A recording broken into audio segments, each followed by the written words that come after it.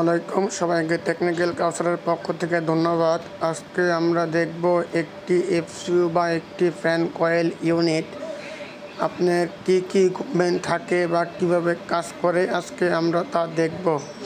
একটা এফসিইউ মূলত হলো একটা এইচইউর মতো বা এয়ার হ্যান্ডেলিং ইউনিটের মতো, বা একটা এফসিইউ হচ্ছে আপনার এইচইউ থেকে ছোট। আর এটা মূলত এটার কাজ হলো আপনার মনে করেন নির্দিষ্ট একটা ছোট একটা এরিয়াকে কন্ট্রোল করা, ঠিক আছে। এফসির মাধ্যমে নির্দিষ্ট একটা ছোট এরিয়া কন্ট্রোল করা। এই যে এটা হলো উইদাউট ডাক্ট, মানে ডাক্ট ছাড়া এফসিইউ। এটা হলো উইদাউট ডাক্ট, মানে ডাক্ট সহ এফসিইউ।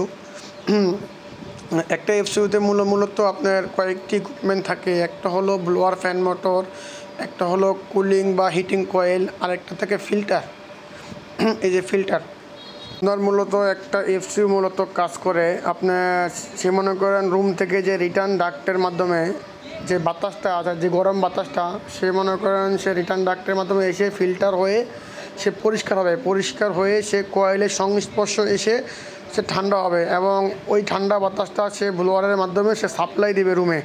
আবার রুম থেকে সে মনে করেন ব্যাক হয়ে আবার ডাক্টের মাধ্যমে সে আবার মনে করেন এখানে রিটার্ন হয়ে সে আবার মনে করেন ফিল্টার হয়ে কয়েলের সংস্পর্শে আবার সাপ্লাই দেবে। এভাবে সে সার্কুলেশন করে। আমার ভিডিওটি ভালো লাগলে অবশ্যই সাবস্ক্রাইব করবেন, ফলো করবেন। আসসালামু আলাইকুম।